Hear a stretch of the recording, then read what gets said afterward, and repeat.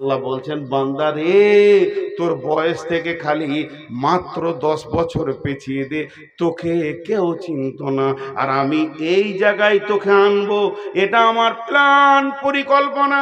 তোকে কার পেটে দিতে হবে, কোন মেয়েটার পেটে যাবি, তারপরে তুই মাদ্রাসায় ঢুকবি, আলেম হবি, মৌলানা হবি, বক্তা হবি। হাল আতা আলাল ইনসানি হিনুম মিনাদ দাহরি লাম ইয়াকুন শাইয়াম মাজকুরা। তোর কোনো জিকির ছিল না, তোর নামের কোনো কাজ ছিল না, কিন্তু আমি আল্লাহ ধীরে ধীরে ধীরে ধীরে ধীরে ধীরে তোকে নিয়ে আসলাম। এটা আমার আল্লাহর কুদরত। এরপরে তোকে আমি গোটা বডিটা দিয়েছি। এই বডি থেকে কিস্তি শুরু করব। একদিন তোর চোখ নিব, একদিন তোর হার্ট নিব, একদিন তোর কিডনিটা নিব, নিতে নিতে তোর দাঁতের পেনিয়ামগুলো একটা করে খুলতে শুরু করব। খুলতে খুলতে শেষ কিস্তিতে তোর জানটাকে নিয়ে নিব। ওটাই আল্লাহ বলছেন, মিন আইয়িন খালাকাহু মিন নুতফাতিন খালাকাহু ফাকাদ্দারা সুম্মা সাবিলা ইয়াসসারা। তোকে দুটা নুতফা থেকে বানালাম, সুন্দর চেহারা দিলাম। এরপরে তোর মায়ের যে রাস্তাটা, বিরাট বড় একটা কোম্পানির গেটের মতো দরজা খুলে তুই বেরিয়েছিস না, তোর মাকে প্রসব যন্ত্রণা সহ্য করতে হয়েছে। অত সংকীর্ণ রাস্তাকে তোর জন্য আমি আসান করে দিলাম। সুম্মা সাবিলা ইয়াসসারা। তারপরে তুই পৃথিবীতে এলি। এরপরে আমার কাজ একটা তোর জন্য বাকি আছে, আমার তোর জন্য একটা কাজ বাকি আছে। সুম্মা মাতাহু ফাআকবারা। তোকে আমি মারবো, কবরে শোয়াবো। এই আল্লাহ চ্যালেঞ্জটাকে কাটার মতো কোন বীর মাস্তান আছে? তোকে আমি মারবো, কবরে শোয়াবো। সুম্মা আমাতাহু ফাআকবারা। তুই যত বড় মাস্তান হ, আর যত বড় তুই হিরো হ, আর যতগুলো তুই মার্ডার করে থাক, এলাকার হিরো বেনে থাক, তোকে আমি মারবো আর কবরে শোয়াবো, এটা তুই জেনে রাখ। মজার কথা বুঝে আসে না। কিছু জিনিস আছে খুব ডিপলি কথা, খুব ডিপলি কথা। হাজি ভাই, মত, কবর, সাবজেক্ট, অনুশীলন 101। মত আর কবর, এই দুটি জিনিস মানুষের বিবেকের দরজা খোলার জন্য যথেষ্ট। এটা একটা সাবজেক্ট, এটা একটা বিষয়, এটা একটা অনুমান। একটা লোক লেখাপড়া করতে পারেনি, ওকে কবর দেখাও কিছু বুঝবে।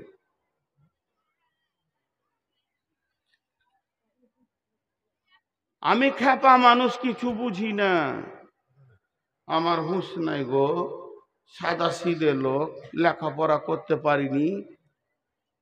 বলছে তোকে বেশি শিখতে হবে না, খালি কবরে যেতে হবে, এটা দেখ, বুঝ, কাজ হয়ে যাবে তোর। পুরো জিন্দেগির রাস্তা তোর চেঞ্জ হয়ে যাবে। মজার জিনিস, এখন স্কুলে মিড ডে মিল দিচ্ছে, খাও। মিড ডে মিলটা দেওয়ার উদ্দেশ্যটা কি? আজকে জালসার একটা উদ্দেশ্য আছে। উদ্দেশ্য কি না, মাদ্রাসার কিছু আয় কালেকশন, ঝামেলায় মুক্ত। আর মিড ডে মিলটা খাওয়ানোর উদ্দেশ্য কি? ছেলেগুলোকে খাওয়াও খাওয়াও খাও, খাক খাক, দুটা কলম শিখবে। তাও তো মাদ্রাসায় স্কুলে এসে 2 কলম শিখবে, সরকারের জন্য খরচা করছে। আমরা যখন শিশু ছিলাম তখন কেক দিত, কেক, কেক একটা করে হাতে দিত, কি খুশি। কেকের লোভে পড়াশোনার ওসব দরকার নাই। পড়ে কি হবে? পড়া করলে তো ঝামেলা, পড়া তো বিরক্ত জিনিস। ছোট শিশু কিছু বুঝি না, কেকটার লোভে টাইমে গোসল করছি, স্কুল যেতে হবে, মনে হচ্ছে যেন অফিসার খুব ব্যস্ত, স্কুল যাবে। লোভটা হচ্ছে কেক পাও। এই লোভটা দিল কেন? এই লোভে আমার দেশের নাগরিক স্কুলে ঢুকে যাক, আর তারা যেন নিরক্ষর না থাকে, স্বাক্ষর হয়ে যাক, তারা আমার দেশকে ভবিষ্যতে চালাবে। এই ছেলেগুলো আমরা চলে গেলে তার জন্য। আর আল্লাহ রসুল লোভ দিচ্ছেন, আল্লাহ রসুল লোভ দিয়ে ডাকছেন এমনি এমনি করে, আমাদেরকে ললকাইছে, আয় আয় আয়। সাদা ভাষা বলে দিলাম, আপনাদের দেশে ললকাইছে, আয়। কিসের লোভ? বিশ্বনবী বলছেন, যদি কোনো লোক মারা গেছে, মরতা লোকটার জন্য বলছে না, যে লোকটা জীবিত আছে ওর জন্য বলছি, তুই যদি ওর জানাজায় গিয়ে খালি হাজরিটা দিয়ে দিস, তোর আমলনামাতে এক কিরাত নেকি লেখা হবে, একটা উহুদ পাহাড়ের সমান নেকি লেখা হবে। আর যদি দাফন কাফন কমপ্লিট করে তুই আসিস জানাজা থেকে নিয়ে, তাহলে তোকে কিরাতাইন দেয়া হবে, দুইটা উহুদ পাহাড়ের সমান তোকে নেকি দেয়া হবে। এই দুটি নেকি তুই পাবি। এবার মরে গেছে কে? সীতা পাহাড়িতে মরে গেছে হাজী আব্দুল সালাম। আমি বলছি ইসলাম বলতে গেলে চল চল চল নেকি পেয়ে যাব। পাকুরওয়ালারা বলছে চল চল চল নেকি পেয়ে যাব। বৈষ্ণবডাঙ্গা বলছে চল চল চল নেকির লোভে চলে আসছে। চারিদিক থেকে নেকির লোভে ভিড় হচ্ছে। এই লোভটা কেন রসুল দিলেন? ওই মুর্দাটা জানা যায় আসলে আমি নেকি পাবো। ও জান্নাতি হতে পারে, জাহান্নামী হতে পারে। হাদিসে যদি বলে দিত জাহান্নামীদের জানাজা পড়লে নেকি পাবি না, জান্নাতীদের পড়লে পাবি, তাহলে আবার ভেজাল ছিল, ওটা জানতে হতো জাহান্নাম গেল না জান্নাত গেল। রবি বলছে ওদিকে ভেজালে তুই মাথা ভরবি না, ওদিকে তুই তাকাবি না। এটা মুসলমান মাইয়াত, মুসলমান মাইয়াত, বেনামাজি নয়, কালেমাওয়ালা নামাজি আলা মাইয়াত মরেছে, জানাজায় তুই দাঁড়িয়ে যা, তোর আমল নামাতে নেকি দিয়া হবি। লে ভেজাল।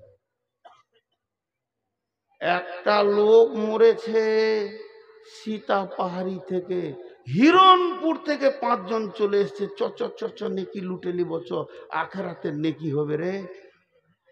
লে মজা। ওরা 5 জন এসেছে, 5 দুগুণে 10 উহুদ পাহাড়িকে নিয়ে চলে গেল। ওই মুর্দা ব্যক্তিটার কি লাভ হলো? আমার প্রশ্ন, মুর্দা ব্যক্তিটার কি লাভ হলো? ও লাভের মাঝি নাই। নেকি করেছে তো ভালো, আর গুনাহ করেছে তো ভালো, যা করেছে ও বুঝবে। যদি আল্লাহ রসুল একবার বলে দিত জানাজাতে যতগুলো লোক আসবে, প্রত্যেকটি লোকের মাথা পিছু একটা লোকের 1 কিরাত করে নেকি, বা একটা করে নেকি কি 1 উহুদ পাহাড় করে নেকি ওই মুর্দাকে দেয়া হবে, তাহলে আমি তো আমার বাপের মরার সময় ভাড়া করে লোক নিয়ে আসতাম, যে আমার বাপ 10-50 কোটি নেকি নিয়ে চলে যায়। কিন্তু যে যাবে জীবিত পাবে, লোক দেখাইছে জীবিতকে। আবার দেখেন জানাজার নামাজ, আল্লাহু আকবার, আল্লাহুম্মা গফির লি হাইয়িনা ওয়া মাইতিনা ওয়া শাহিদিনা ওয়া গায়বিনা ওয়া সাগীরিনা ওয়া কাবীরিনা ওয়া যাকারিনা ওয়া উনসানা। 8 বার বললাম, আরো আছে, আমি 8টার কথা বলছি আরেকবার। আল্লাহুম্মা গফির লি হাইয়িনা ওয়া মাইতিনা ওয়া শাহিদিনা ওয়া গায়বিনা ওয়া সাগীরিনা ওয়া কাবীরিনা ওয়া যাকারিনা ওয়া উনসানা। আল্লাহুম্মা মান আহইয়াইতাহু মিন্না ফাহি আলাল ইসলাম ওয়া মান তাওফাইতাহু মিন্না ফাতাওয়াফাহু আলাল ঈমান। টোটাল 10টা কথা বললাম, আর 2টো শব্দ আছে, এখন আমি বলছি না।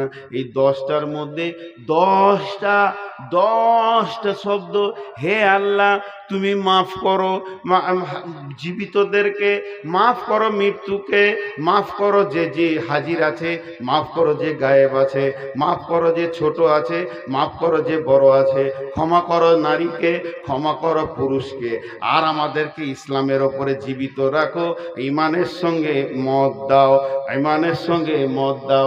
তাহলে মুর্দার জন্য কোন দেওয়াটা হলো? সব তো জীবিতদের জন্য হলো। 10টার মধ্যে 9টা হলো জীবিতদের জন্য দোয়া, আর একটা হলো মুর্দার জন্য, যাকে সামনে রেখে জানাজা পড়ছি। আল্লাহুম্মা গফির লি হাইয়িনা ওয়া মাইতিনা 1 বার হলো, আর 9 বার হলো জীবিতদের। তাহলে জানাজাতে জীবিতদের এত লাভ, আবার 2 পাহাড় নেকি, দোয়া গলা জীবিতরা লুটে নিয়ে চলে গেল, কিন্তু যে মরেছে ওর জন্য খালি 1 বার বলা হলো, তাহলে লাভটা মৃত্যু ব্যক্তির তো বেশি হলো না, বেশি হলো জীবিতদের। কারণ কি? কারণ কি? ওই যে প্রথম উদাহরণ দিলাম, কেক দিয়ে আমাকে ভিতরে অক্ষর ভরতে চাইছে সরকার। কেকটা খা, কিন্তু গলা পেটের ভিতরে ভর। এখনকার মিড ডে মিলটা দেওয়ার উদ্দেশ্য পেটের ভিতরে তুই অক্ষরটা ভর। তেমনি আল্লাহ তাবারাক ওয়া তাআলার রাসূল জীবিতদেরকে এত লাভ দিলেন কেন? যে তুই আয় আর মুর্দা ব্যক্তিকে দুই চোখে দেখ। দেখলে পরে তোর বিবেকের দরজা খুলে যাবে, জ্ঞানের দরজা খুলে যাবে। যে জ্ঞানটা কোনো primary school, high school, college, university দিতে পারবে না। সারা পৃথিবীর যত বিদ্যালয় আছে এই জ্ঞানটা কেউ দিতে পারবে না। যে জ্ঞানটা জানাজা দিবে সেটা কি? একটা একটা জীবিত ব্যক্তি কিভাবে মরে গিয়ে মা বাপ, ভাই বোন, স্ত্রী, ছেলে, কন্যা, পুত্র, মাল সম্পদ সব বাঁধন কেটে কেটে কিভাবে ধীরে ধীরে নিজের কবরে চলে গেল, এই দৃশ্যটা তুই একবার দেখে আয়। আল্লাহ রসুল বলতে চাইছে, ও আমার উম্মতের দল, লোকটা এখনই জীবিত ছিল, চায়ের দোকানে বসেছিল, এখনই মরে গেল। ওই লোকটার দিকে তুই তাকিয়ে দেখ, ওই লোকটা এখনই জীবিত ছিল। লোক বলবে আমার সঙ্গে কথা বলছে, গতকালকে আমার সঙ্গে কথা বলেছে, গত পরশু দিন একসঙ্গে পাকড় গিয়েছিলাম। সেই লোকটা জীবিত, লোকটা মৃত্যু হয়ে সমস্ত পৃথিবীর মায়ার বাঁধন কেটে স্বামী, স্ত্রী, ছেলে, মেয়ে, বিবি, বাল বাচ্চা, জমি জায়গা, নাতি পোতা, মাল সম্পদ, বাড়ি ঘর গাড়ি, সব সম্পদের মায়া কেটে ধীরে ধীরে কি করে কবরে ঢুকলো, এই দৃশ্যটা তুই যখন দেখবি তোর তখন বিবেকের দরজা খুলে যাবে মন। আর পৃথিবীতে পাগল হয়ে থাকবো না, এখন আমাকে কবরের পুঁজি তৈরি করতে হবে। এই ছেলে বস,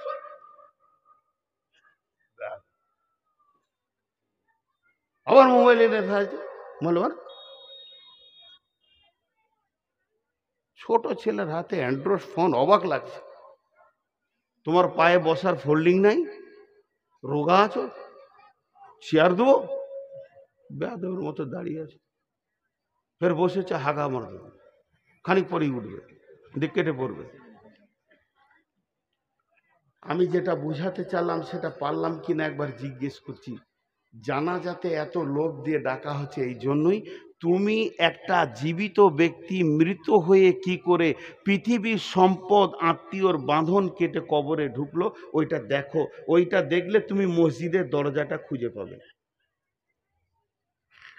তুমি মসজিদের দরজাটা খুঁজে পাবে। তোমার মাস্তানি থেকে তুমি ঘুরে আর লাফাঙ্গাকিরি করবে না, এখন তুমি রাস্তা খুঁজে পাবে।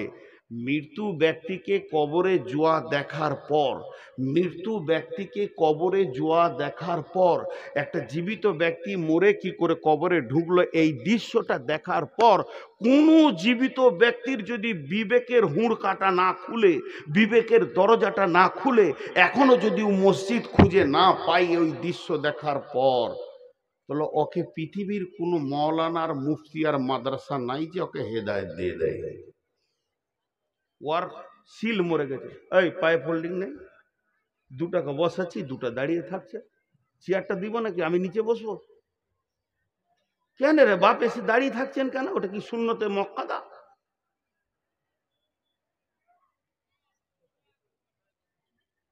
ভাইয়া খুব গুরুত্বপূর্ণ কথা। আমাদের শেষ মত, আমাদের শেষ মত, মতের পরই কবর। বিসমিল্লাহির রহমানির রহিম। ওয়া ইযাল কুবুরু বু'থিরাত। ইসরাফিল যখন সুর ফুঁকবে তখন কবর থেকে মানুষকে উঠানো হবে। আবার সূরা আদিয়াতে বলছেন, আফালা ইয়ালামু ইযা বু'থিরা মা ফিল কুবুর। তুমি কি জানো না কবরের ভিতরে কে আছে? লুকায়িত, তাকে তোলা হবে।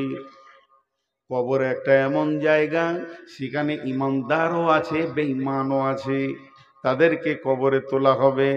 বন্ধুরে আমার, আল্লাহর নবী বলছেন বিসমিল্লাহির রহমানির রহিম, ইদা উদিয়াল মাইয়িতু ফিল কবরে আতাহু মালাকানে ফায়াকুলানি মান রব্বুকা মা দীনুকা ওয়া মান নবিয়ুকা।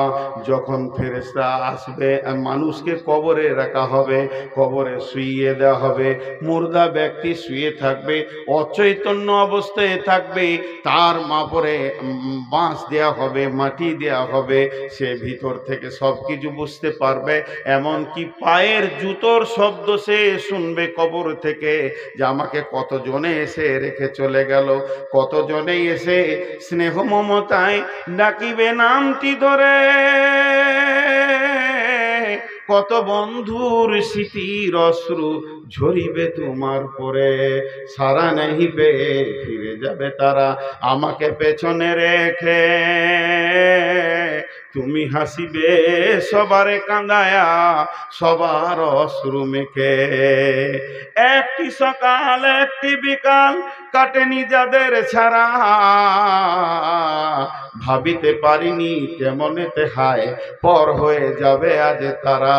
এর নাম কবর।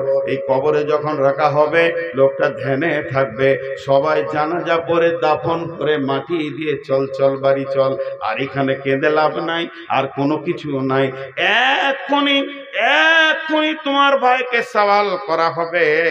আমি একটা জানাজা তো মসজিদে নববীতে পড়লাম, মনে মনে করলাম কেমন করে দাফন করে সৌদিতে দেখবো।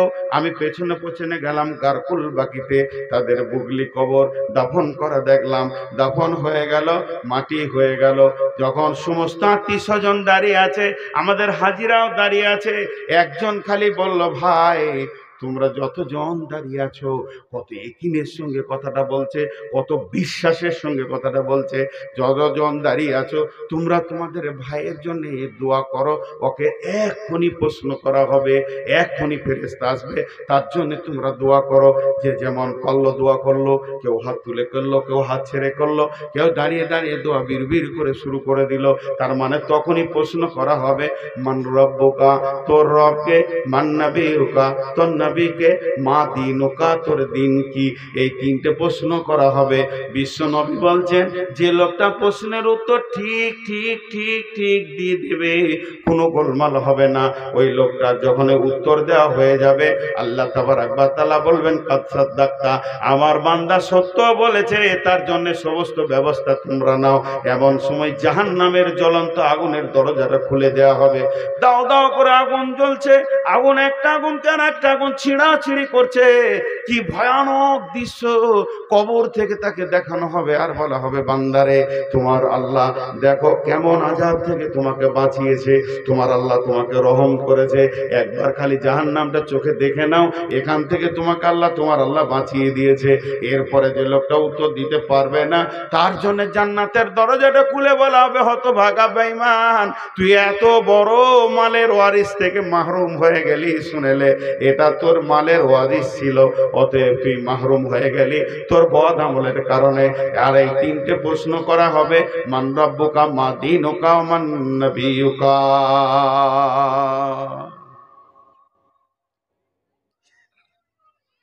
কবর এমন একটা জিনিস যে মানুষের সমস্ত চেতনার দরজা খুলে দেয়।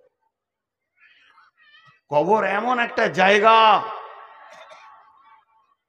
আপনার সাথে কেউ থাকবে না, আপনি একা, আপনি একা, সেদিন একা।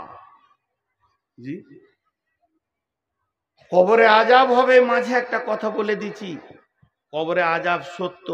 বিশ্বনবী হেঁটে সাওয়ার হয়ে, ঘোড়াতে খচ্চরে সাওয়ার হয়ে যাচ্ছিলেন, দুটা কবরে আযাব চলছিল, খেজুরের ডাল নিয়ে দুটা কবরে দিলেন, আর বললেন যতদিন ডালটা না শুকাবে কিছু আযাবটা হালকা হবে, মাফ হয়ে যাবে নয়। তার মধ্যে একজন গীবত করেনেওয়ালা আর একজন পেচ্ছাবের ছিটা লেগে যেত, অত খেয়াল করতো না।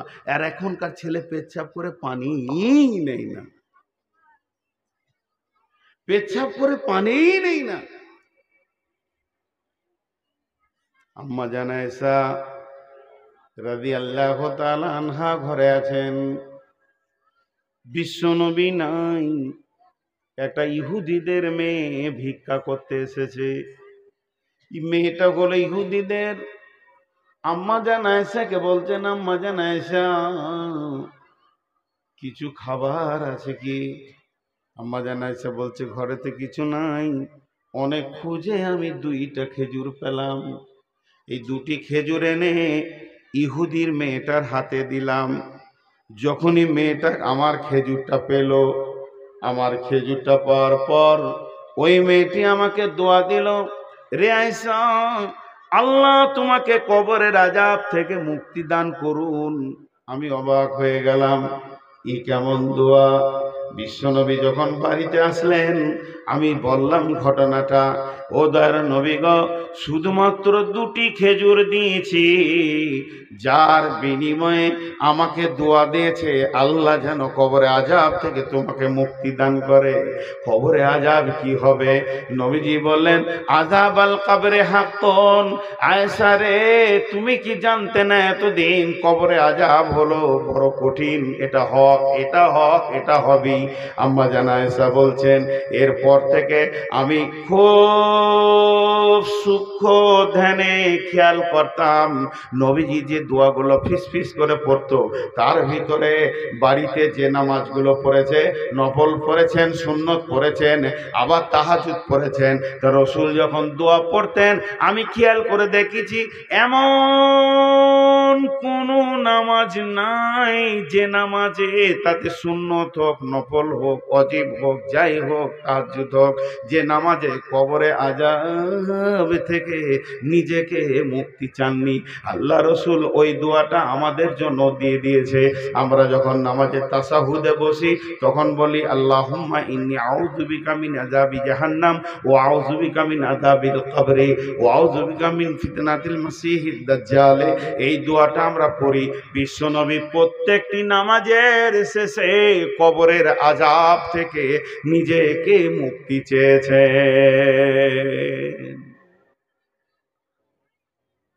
হযরত ওসমান গনি কবরের আযাবের কথা শুনলে খুব কাঁদতেন, অঝর নয়নে কাঁদতেন, অঝর নয়নে কাঁদতেন। সাহাবীরা প্রশ্ন করলেন, আমিরুল মুমিনিন, আপনি জাহান্নামের কথা, পুলসিরাতের কথা, তারপরে জাহান্নামের আগুনের কথা, কঠিন আযাবের কথা শুনে যত না কাঁদেন, কবরের আযাবের কথা শুনে কেন বেশি কাঁদেন? হযরত ওসমান গনি বলেছিলেন, আখিরাতের প্রথম ধাপ হলো কবর। যে কবর থেকে বেঁচে যাবে সব জায়গায় বেঁচে যাবে, বিশ্বনবী বলেছেন।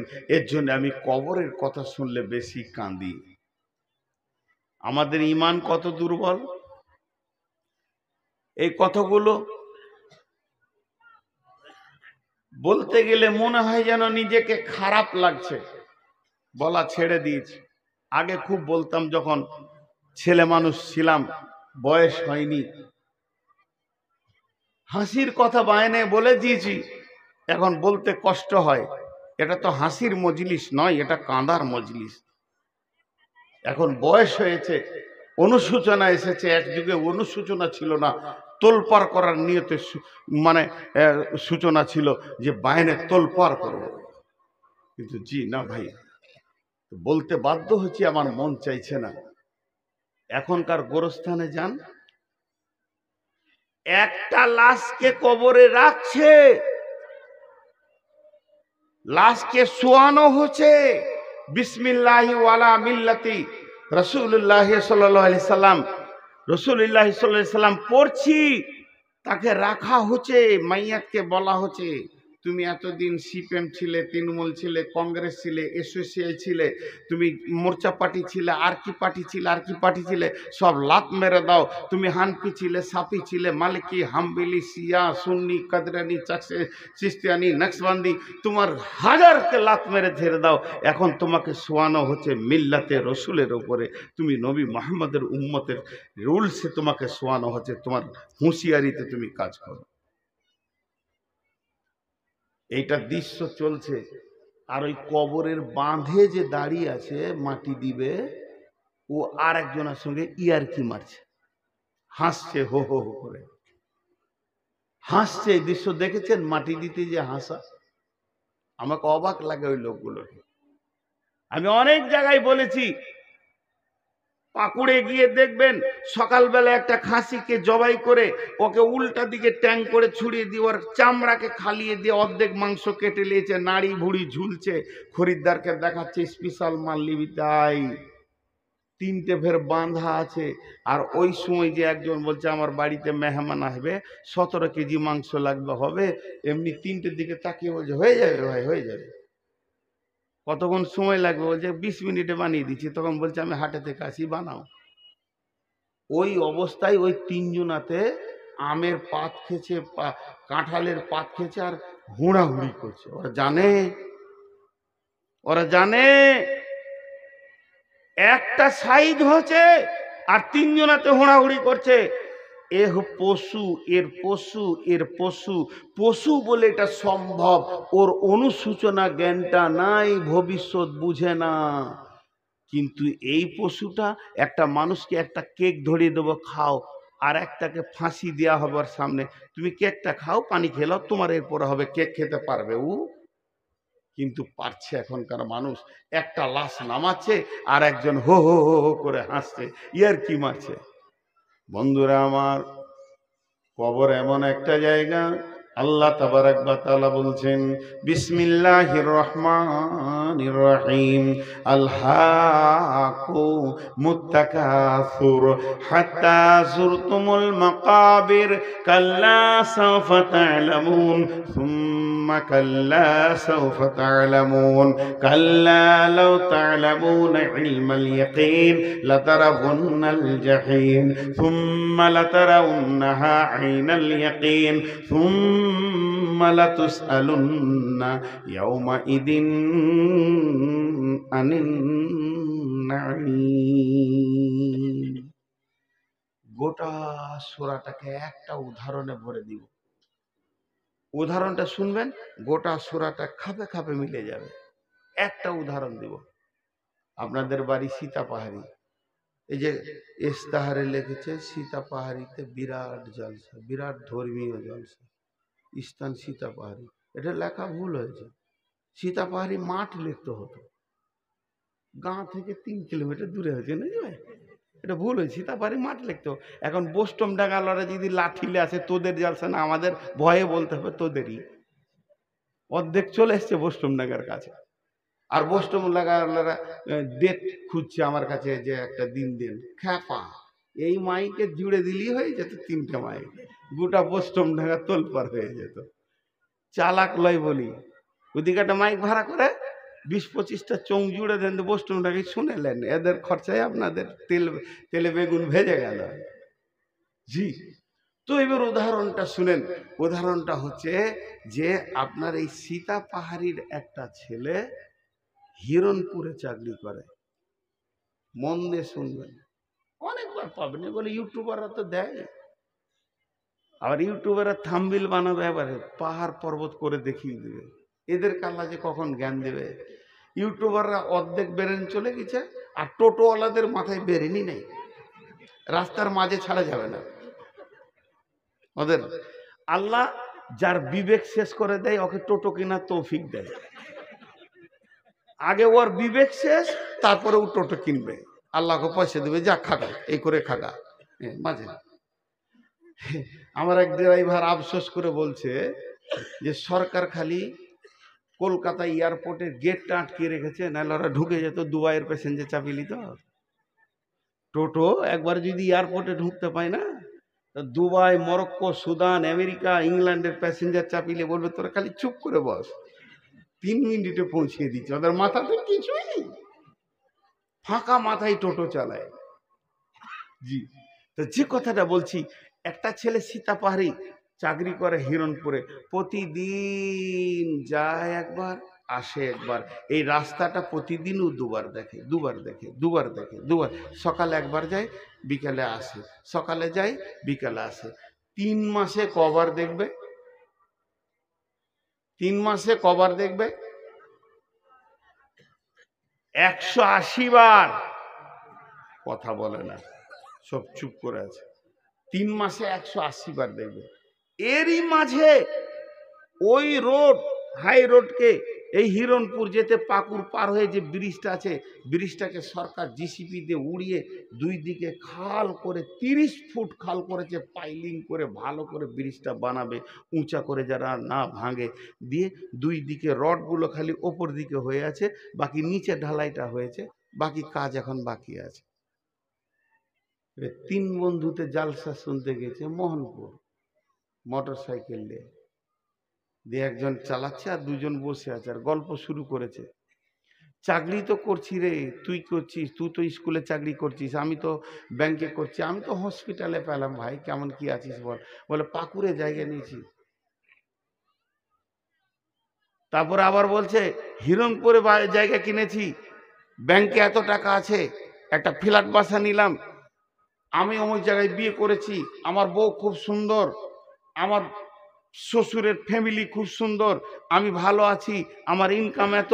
এই টাকা পয়সা, ঘর বাড়ি, জমি জায়গা, পুকুর বাগান, টাকা পয়সা ঘর বাড়ি জমি জায়গা পুকুর বাগান, এই 3টে কথাতে এরা এত গভীরে চলে গেছে, মেতে গেছে।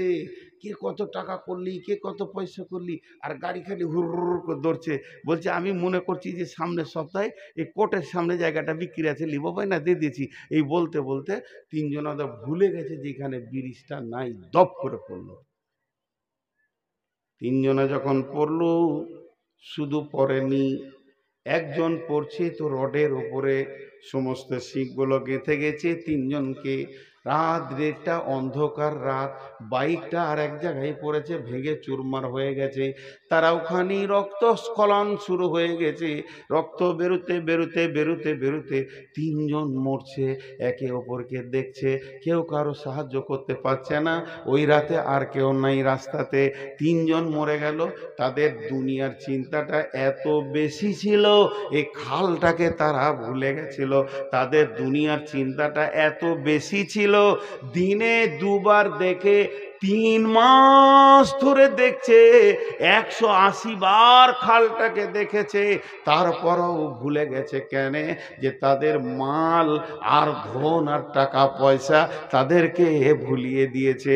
যে ছেলেটা প্রতিদিন 2 বার দেখে, ওই আবার গাড়িটা চালাতে গিয়ে 3 জন মারা গেল।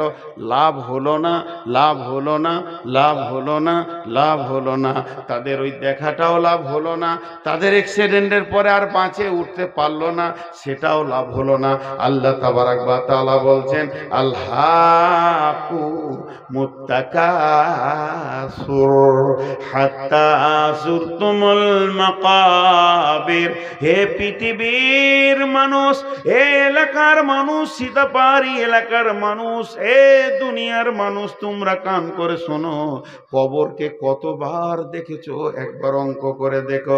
এই মোর হাতে কোদাল ধরিয়া কঠিন মাটির তলে গাড়িয়া দিয়েছি কত সোনামুখ নয় চোখের জলে।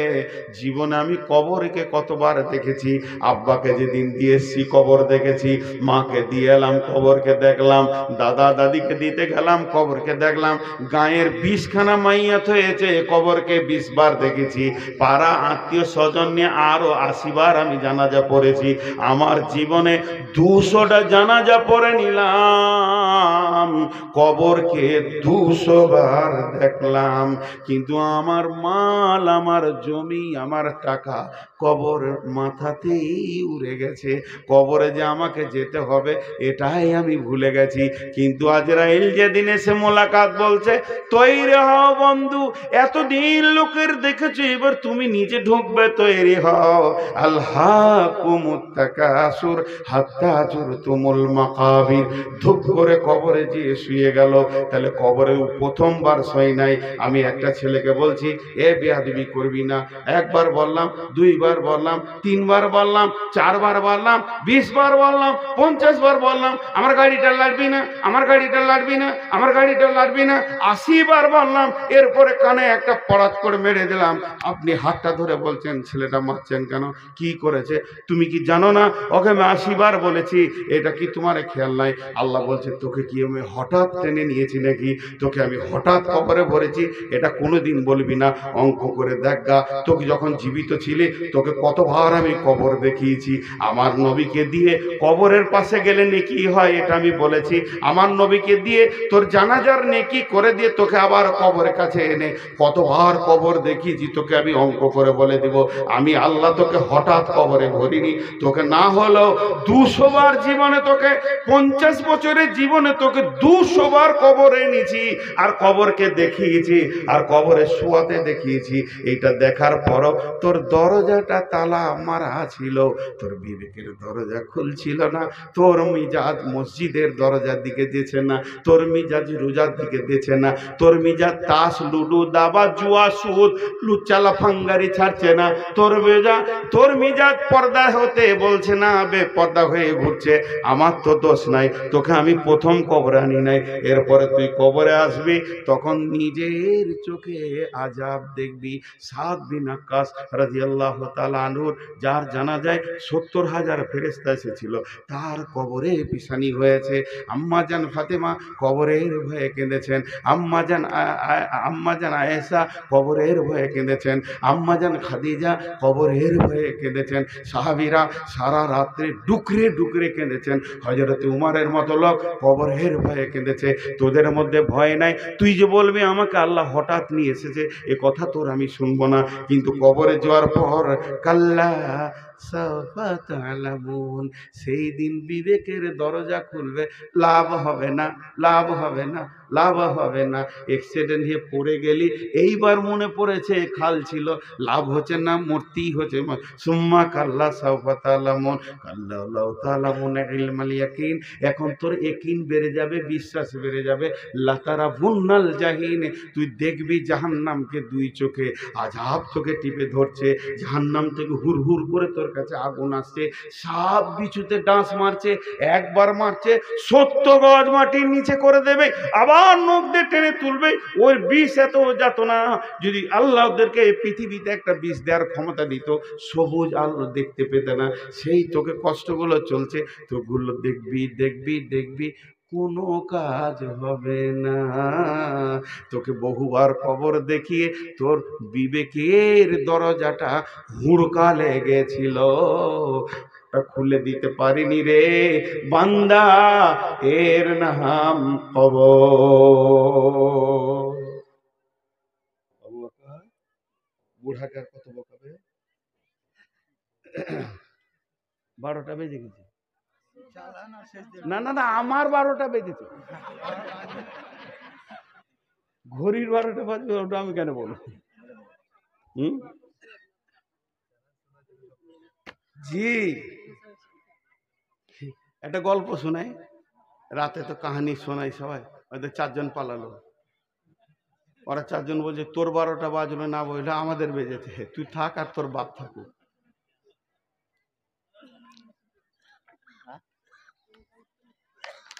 জি, একটা রাজা, এটা আমার বায়নার সাথে কোনো মিল নাই, আপনাদের একটা গল্প শোনাচ্ছি খালি, এটা বায়নার উদাহরণ নয়। একটা রাজা মনে মনে নিয়ত করেছে, কি করব রে, আমার নামটা যেন থেকে যায় সারা জীবন। যে করেছিল এমন একটা কাজ করে যাব, আমার নামটা সারা জীবন থাকবে। নিয়ত করেছে দুধের পুকুর করবে, একটা বড় পুকুর বানাবে, তো দুধের, আর সারা চারিদিকে ইউটিউবাররা যে বলবে অমুক রাজা দুধের পুকুর করেছে, সারা জীবন নাম থেকে যাবে। তারপরে দুধগুলো খেয়ে নেবে, শেষ হয়ে যাবে জায়গা। কিন্তু আমি একবার তো করেছি 2 মিনিট লেগে। একটা পুকুর বানালো বড়, গোটা পুকুরটাকে মার্বেল পাথর স্টাইলস দিয়ে সাদা সিমেন্ট দিয়ে বানিয়ে ধুয়ে পরিষ্কার করেছে, দুধ রাখার উপযুক্ত করেছে। লম্বা একটা ড্রেন করেছে এইখান থেকে আপনাদের জামে মসজিদ, দিয়ে পুকুরের কাছে কাউকে যেতে দিবে না, তালা মারা আছে। সকালবেলায় উঠে পুকুরটা খুলে দিবে আর এলান হয়ে যাবে, একবেলা লোক দেখে নেবে, দুধ তো পচে যাবে না, নষ্ট হবে, তারপরে দুধ তুলে নিয়ে খেয়ে নেবে, দুধের পুকুর আমি করেছি, অমুক রাজা করেছে, হয়ে গেল। অমাবস্যা রাত বাদশাহ এলান করে দিয়েছে, এলাকার যত গোয়ালা আছে ঘোষ, তারা যেন 1 ঘড়া করে দুধ দেয়। ও হিসাব করেছে 3 লাখ আছে, তা মোটামুটি 1 ঘড়া করে দিলে দুধ ভর্তি হয়ে যাবে, আর ওই ক্যাপাসিটি করা আছে। গোয়ালারা বলেছে আপনার চিন্তা নাই, আমরা রাতের আঁধারে ঢেলে দিব, খালি ঢালার জায়গাটা ঠিক রাখিয়েন। সকালবেলায় বাদশাহ উঠে ঘুম থেকে ফজরের নামাজ পড়ে মনের খুশিতে যেছে, আর মনে মনে করছে আমি আগে দেখেলি, তারপরে এলান করতে বলে দেবো, সেকেন্ডে গোটা দুনিয়ার লোক হাজির হয়ে যাবে। গিয়ে দেখছে পানির, দুধের লয়, পুকুরটা পানি। কথাটা বুঝতে পেরেছেন? পুকুরটা পানিতে পরিপূর্ণ হয়ে গেছে। দিয়ে বাদশাহ এলান করা বাদে সৈন্যকে বলছে যতটি গোয়ালা আছে নিয়ে এসে ভর কারখানায় ভরেছে, একটা করে ধরছে আর পিটাইছে। কি দিয়েছিলি বল? স্যার আমি মনে করেছিলাম সবাই দুধ দিবা, আমি 1 ঘড়া পানি দিয়ে হয়ে যাবে। শেষকালে পানিই দিয়েছে সবাই, দুধ আর কেউ দেয়নি। তাহলে অবস্থা খুব খারাপ, ওর মন হলো না। এই যে আমার অসুখ, খালি পেটে 380 সুগার, ভরা পেটে 375। ডাক্তার বলছে খবরদার রাত জেগেন না, 12টার পরে শুয়ে যান। সব জলসালারা বলছে খালি আজকেই দেন। বুঝতে পারছেন কিনা? আমার কিন্তু ফাঁকা পড়ছে না। গতকাল কালারা বলছে আজকে দিনটা দেন, কালকা থেকে দেবেন না। আর 2টো রসগোল্লা দিয়ে বলছে আজকে খান। আমাদের এখানকার ভালো ওষুধ রসগোল্লা এলাকায়। আর যদি কোনো ডাক্তার বসে থাকছে কক ফক গাছগাছাড়া, ও ওষুধ নিয়েছে সকালে হাজির, এতে সুগারের ওষুধ এতগুলা হাজির হয়ে গেছে। কার খাবো আর কার খাবো না, সবাই আমার শরীরের ওপর দিয়ে এক্সপিরিয়েন্স চালাইছে আর কি, দেখি একে যদি ভালো করতে পারি। তো ভাইরা আমার, কষ্ট তো কষ্টই। তো আমি আর আপনাদেরকে বেশি বিরক্ত করবো না, কিছুক্ষণ চালাচ্ছি, ছেড়ে দিচ্ছি না, হালকা সময় থাকবো, আপনারা হালকা সময় থাকেন, একসাথে দোয়া পরে ভাঙবো ইনশাআল্লাহ। তা আমি এতক্ষণ যেটা আপনাদের সামনে বক্তব্য রাখছি, এটা একটা বিষয়, তার নাম হলো কবর। কবর থেকে বড় হুঁশিয়ার।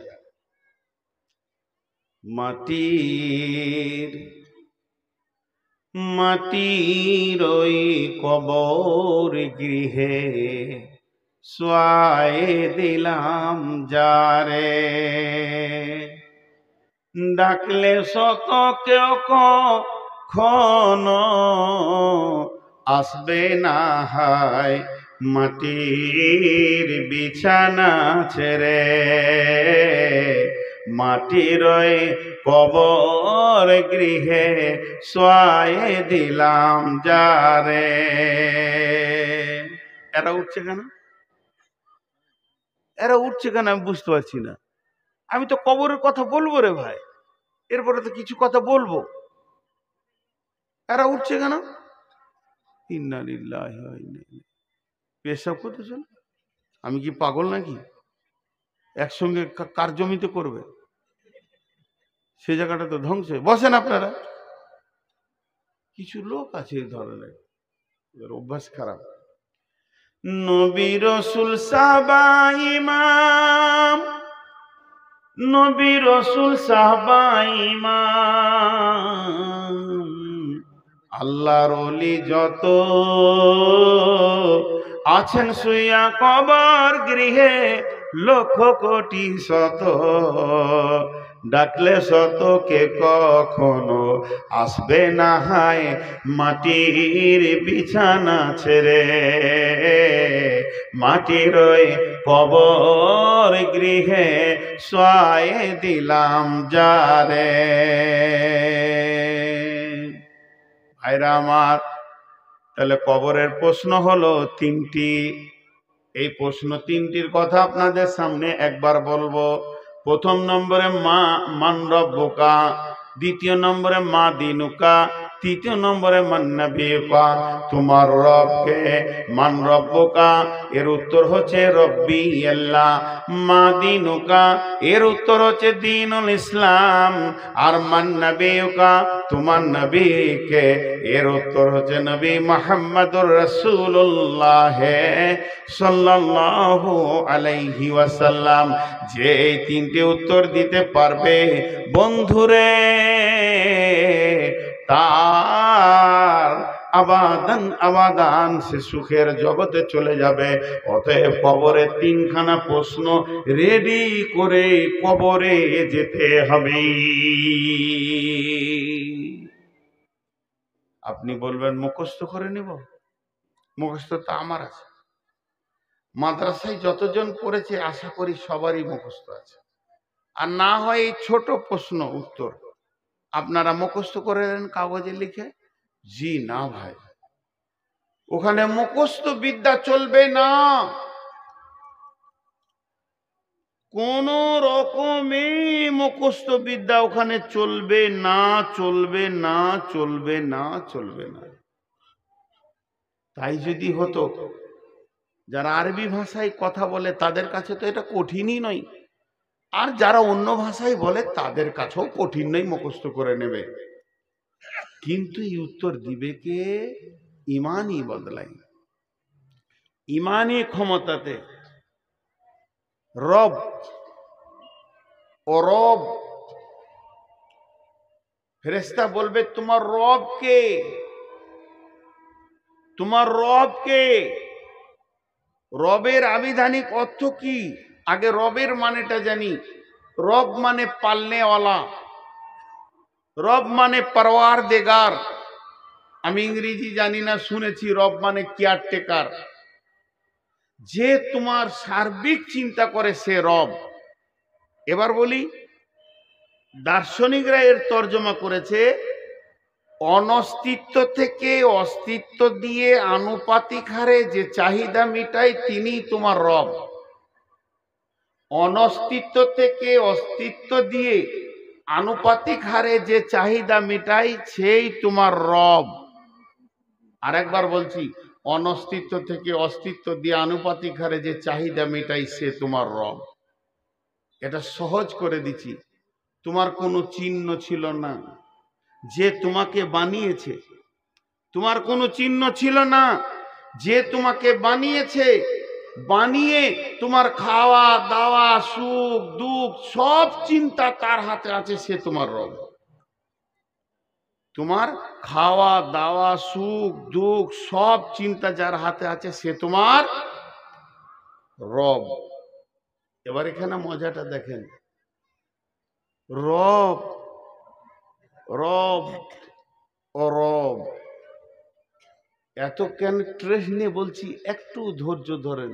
ও রব, রবের বিষয়টা যদি গুরুত্ব না দেন সব কোন দিকে চলে যাবে। আল্লাহর একটাই নাম আল্লাহ। আল্লাহর কটা নাম? একটাই নাম। সকলে মহব্বতের সঙ্গে একবার বলতে পারবো আল্লাহ, এটা নাম। বাকিগুলা সিফাত গুণ। আল্লাহ রাজ্জাক, খেতে দেন তাই রাজ্জাক। আল্লাহ রহমান ও রাহিম, তিনি দয়ালু মেহেরবান। আল্লাহ গফফার, তিনি মাফ করেনেওয়ালা। এই যেগুলো, এগুলো গুণ। আমার নাম নূর মোহাম্মদ, কিন্তু আমি গাড়ি চালাইলে বলবেন ড্রাইভার, বকছি তাই বলবেন বক্তা, মাঝি নৌকা চালালে বলবেন মাঝি, দোকান চালালে বলবেন দোকানদার, কাপড় বিক্রি করলে বলবেন কাপড়ওয়ালা, আমকি বিক্রি করলে বললেন আমওয়ালা। এগুলো আমার নাম নয়, এগুলো কাজ। তা আল্লাহর তার মধ্যে একটা কাজ হচ্ছে রব। রব মানে সারা বিশ্বকে তিনি পালনেওয়ালা, ওনার নাম আল্লাহ। তাহলে বিশ্বকে পালনেওয়ালা কে? আল্লাহ।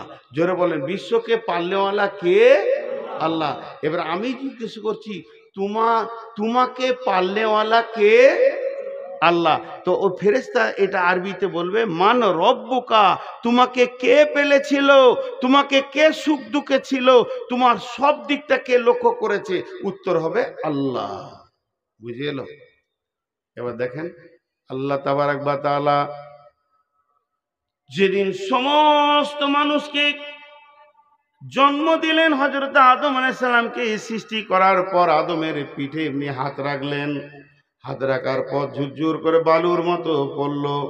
সমস্ত মানুষকে একসঙ্গে বানিয়ে নিলেন। কিয়ামত পর্যন্ত যত মানুষ আসবে তাদের আত্মাকে সামনে রেখে, সেদিন বিশ্ব নবী ওখানে ছিলেন, সমস্ত নবী ওখানে ছিলেন, সমস্ত যত মানুষ কিয়ামত পর্যন্ত আসবে সবগুলাকে এক জায়গায় জমা করে আল্লাহ তাবারক ওয়া তাআলা বলেন, আলাস্তু বিরাব্বিকুম, আমি কি তোমাদের রব নয়, পাল্লেওয়ালা নয়?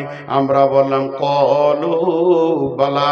ভুলে যাব বলে পেছনে পেছনে কোরআন দিলেন, নবী দিলেন, আমরা ওটা মনে রাখতে পারবো না বলে দিয়ে দিয়েছেন। তাহলে আমরা আল্লাহ বলছি কোরআনে যখন এসেছে, তাইলে এই ঘটনাটা আমাদের ঘটেছে, আমরা আল্লাহকে রব বলে মেনে নিয়েছি। আল্লাহ এটা প্রথমেই কেন আমাদেরকে দিয়ে দিলেন? আল্লাহ এটা প্রথমেই কেন দিয়ে দিলেন? আল্লাহ এটা প্রথমেই দিলে কেন? জন্মের প্রথমে সিরিয়াল একে সে তার নিজের পরিচয়টা কেন দিলেন?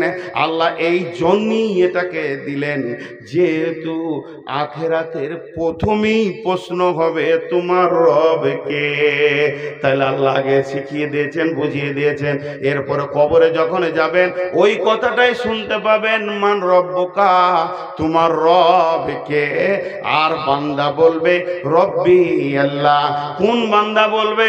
যে বান্দা পৃথিবীতে রবওয়ালা জিন্দেগি করেছে, শিরক করে নাই, আল্লাহকে ভয় করেছে, আল্লাহকে ভরসা করেছে, আল্লাহর কাছে ডেকেছে, বিপদ আপদে প্রয়োজন আল্লাহর কাছে চেয়েছে, আল্লাহ ছাড়া সে কিছুই বুঝে না, সুখে দুঃখে লাভে লসে সব সময় আল্লাহকে জড়িয়ে ধরে যে থেকেছে, সেই কবরে বলবে আমার রব আল্লাহ। তার মানে এক কথাই বলে দিই, কবরে যাওয়ার আগে পর্যন্ত আল্লাহকে যে জড়িয়ে ধরে রেখেছে নিজের সঙ্গে, সে তাকে আর শিখাতে হবে না, তার মুখ দিয়ে অটোমেটিক বের হবে আমার রব আল্লাহ। নাম্বার 2, মা দিনুকা, তোমার দিন কি? মা দিনুকা, তোমার দিন কি? মা দিনুকা, তোমার দিন কি? কে বলবে আমার দিন ইসলাম। যে ইসলামের আইন যেগুলো আছে, ইসলামের নিয়ম যেগুলো আছে, সমস্ত আইন নিয়ম কানুনকে যে দুনিয়াতে মেনে চলেছে, ইসলামের আইনকে যে মানে ছেড়ে দেয় নাই, ইসলামের নিয়মকে যে ছেড়ে দেয়নি, ইসলাম যা বলেছে তার উপরে চলেছে, নিজেকে ইসলামের গণ্ডির ভিতরে রেখেছে, কোরআনের আয়াতের ভিতরে রেখেছে, হাদিসের ভিতরে রেখেছে, যার আকীদা মজবুত আছে, যে নিজেকে এক পা পদস্খলন করেনি, ইসলামের বাইরে সে যায়নি, তার মন চায়নি, ভুলবশত চলে গেছে, তোবা করেছে, ইসলামের আইন কানুন, ইসলাম বলেছে মদ খাবি না, মদ খায়নি, ইসলাম বলেছে জুয়া খেলবি না, তো জুয়া খেলেনি, ইসলাম বলেছে নামাজ পড়, তো নামাজ পড়েছে, ইসলাম বলেছে রোজা রাখ, রোজা রেখেছে। তার মানে ইসলামের আইন যত আছে, যে মেনে মেনে চলেছে, ওকে যখন জিজ্ঞেস করবে মা দিনুকা, তোমার দিন কি, সে বলবে দিনুল ইসলাম। জি ভাই, কোরআনের একটা আইন আছে, কোরআনের ভিতরে একটা আইন আছে। একটু বোঝানোর জন্য বলি, আপনাদের অত্র এলাকায় এরকম লোক আছে কি না একটু হানা বলবেন। আমি জীবদ্দশায় অনেক লোক আছে বেটিকে বাদ দিয়ে বেটার নামে লিখে দিলে জমি জায়গা। এমন আছে 4টা বেটা, সব বেটাকে বাদ দিয়ে ছোটটাকে দিয়ে দিলে ডিহবাড়ি। এই লোক আপনাদের এলাকায় আছে? জলে বলেন আছে? আছে। ও কি ইসলাম মেনে নিতে পেরেছে? আপনি বলেন মেনে নিতে পেরেছে? পারেনি।